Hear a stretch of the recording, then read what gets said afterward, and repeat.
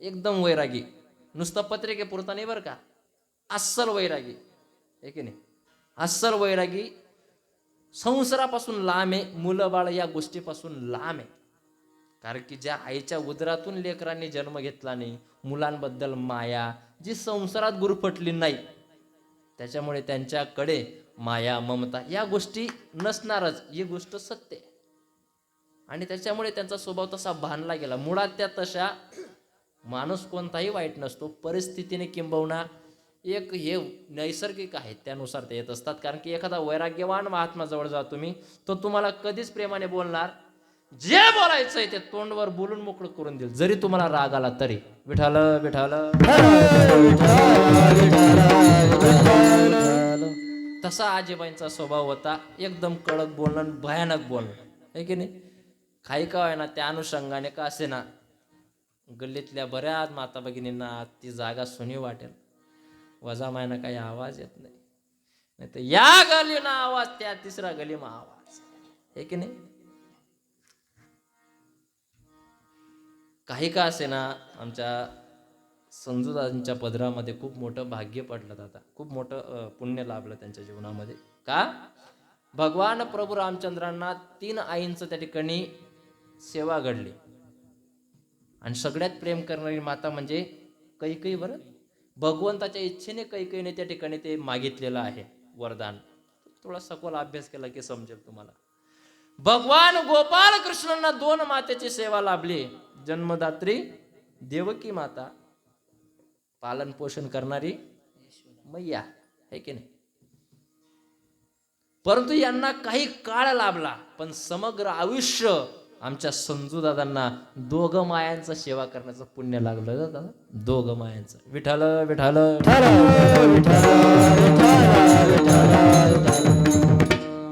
जरी स्वभाव कसाही असेल, काही असेल, परंतु ती जागा रिकामी झाल्यानंतर डोळ्यात घळाघळा अश्रू येतात दादा, हे की नाही.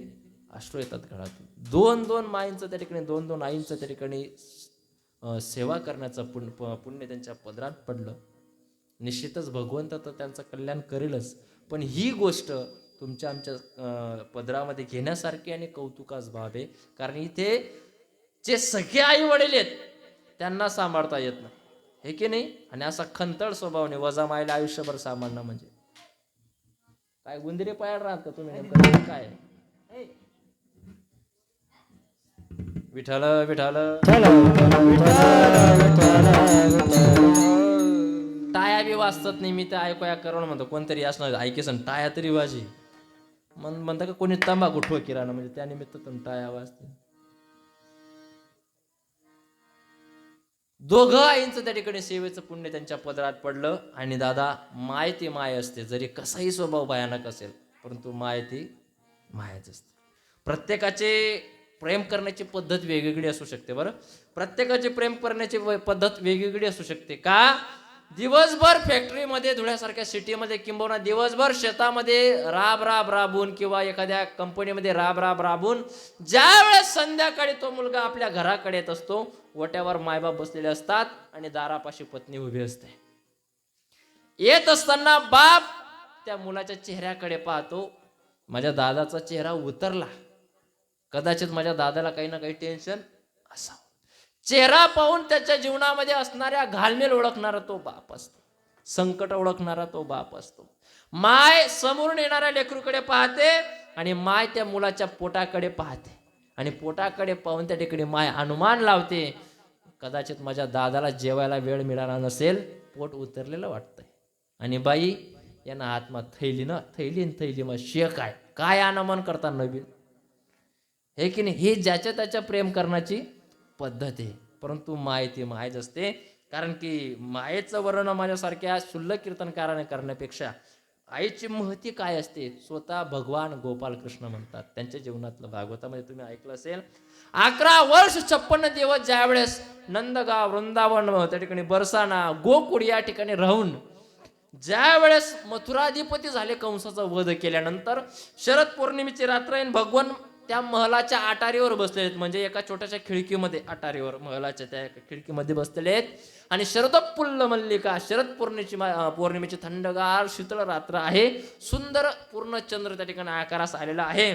आणि अशा वेळेस भगवान गोपाल कृष्णांना गोपिकेंची, ग्वालवालांची, नंद बाबा, त्या गायींची आणि मैया यशोदेची आठवण येते. आणि भगवान गोपाळ कृष्ण पत्र लिहित आहेत. पत्र, बरं पत्र लिहावं, यशोदा मैयाचं नाव टाकलं तर यशोदा मैया सोबत केलेल्या खोड्या, यशोदा मैयाने लावलेलं प्रेम ते लगेच भगवंताच्या डोळ्यासमोर यावं. घडा घडा घडा घडा अश्रू पडाव्यात.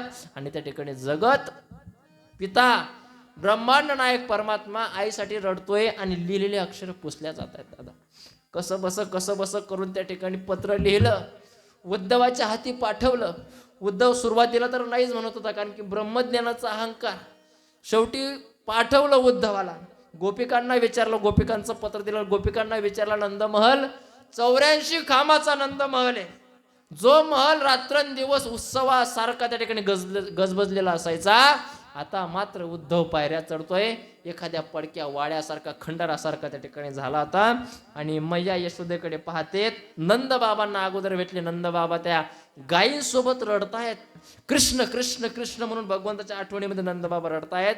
महलाकडे आले तर महलाकडे जी नंद महाराणी म्हणजे यशोदा मैया, हातामध्ये पाळण्याचे दोरे, जीर्ण अवस्था त्या ठिकाणी वस्त्र झाले, जीर्ण अवस्था देखील झालीत, केस सगळे विस्कटलेले आहेत.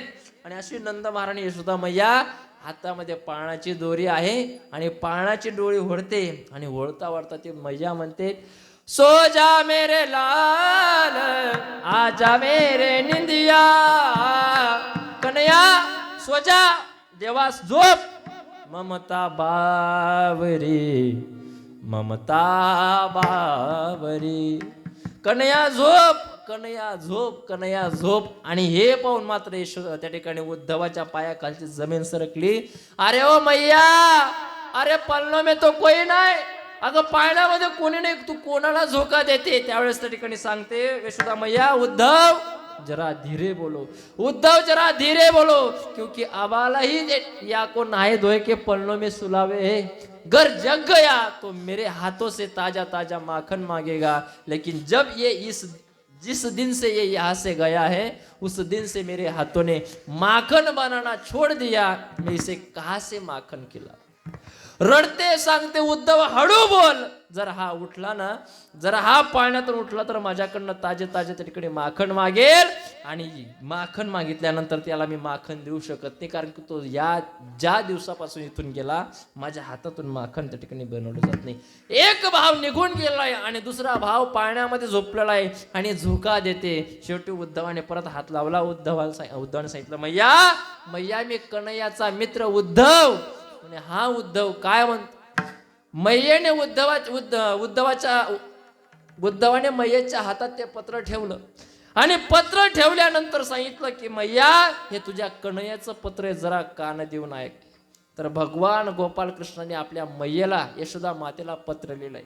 सुनऊ कान मोरे जशोमती मैया, आई जरा कान देऊन ऐक. सुनऊ कान मोरे जशोमती मैया, जरा कान देऊन ऐक.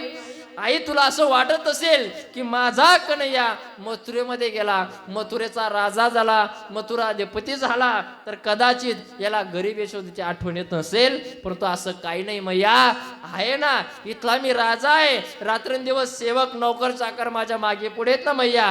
रात्रंदिवस जे पाहिजे ते 56 भोगचे थाळ घेऊन माझ्या मागे पुढे आहेत. सोने जवारात हिरे मोती सगळं सगळं आहे ना मैया. हे सगळं असताना मैया, राजमहाल असताना सुद्धा मैया, माझा कन्हैया कन्हैया म्हणून जवळ घेऊन मांडीवर बसून माखनाचे खास खाऊ घालणारी, तो घास खाऊ घालणारी मात्र मला या ठिकाणी मैया सापडत नाहीये. माझी माय यशोदा मला मिळत नाही. म्हणून स्वामी तिने जगाचा, आई विना विकार, आई म्हणो मी कोणा, आई सहा कमारी, स्वामी तिने जगाचा, आई विना भिकारी. तिने जगाचा मालक जरी राहिला ना दादा, तो सुद्धा आईची आठवण काढतो, मग आपल्याला काय येऊ शकत नाही दादा. विठ्ठल विठ्ठल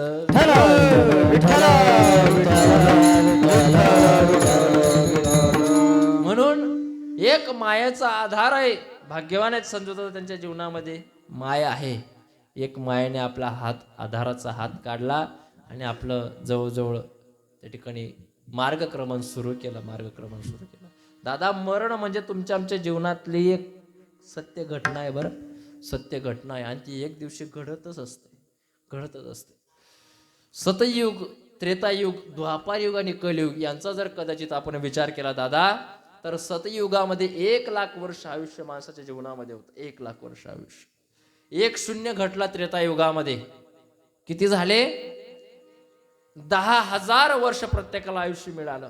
पुन्हा द्वापार युगामध्ये 1-0 कमी झाला. किती झालं? 1000 वर्ष आयुष्य झालं. द्वापार संपला, कलियुग आला. कलियुगामध्ये पुन्हा 1-0 कमी झाला. किती झालं? 100 वर्ष आयुष्य झालं. या 100 वर्षाच्या आयुष्याच्या गमकामध्ये जर विचार केला, 100 तर कोणी पूर्ण पोचत नाही, हे की नाही? कोणी पोचत नाही. आता धोत्रेवाला थोडा दिवस मग फक्त कीर्तनकार दाखवतील.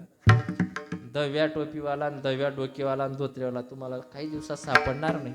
कारण की आत्यानं जे काही पिढी ना तर लोकांना पोचवच नाही. बाकीना 50 करीन आउट जातच. म्हणजे 50 जेमतेम पोचतायत. 50-60 बस याच्यावरती 69 वर्ष आईचं आजीबाईंचं आयुष्य होतं. 100 वर्षाच्या आयुष्यामध्ये 50 वर्ष आपण इमानदारीमध्ये झोपण्यात काढून देतो. पण 12 तासाची रात्र, 12 तासाचा दिवस, दिवसा घेतलेले झोप एक्स्ट्रा आहे. त्याच्यामध्ये जवळजवळ बालपण 10 वर्षापर्यंत चाललं जातं. 25 वर्षाचा होईपर्यंत काय शिक्षण वगैरे या गोष्टी होत असतात. 25 वर्षापर्यंत किती उरतात? 25 म्हणजे 25 वर्ष जवळजवळ शिक्षण करण्यापर्यंत जातात आणि उरेल 25 वर्ष नोकरी धुंडामा आणि छोकरी धुंडामा जातस. मग जगायला आयुष्य आहे कुठे? विठ्ठल विठ्ठल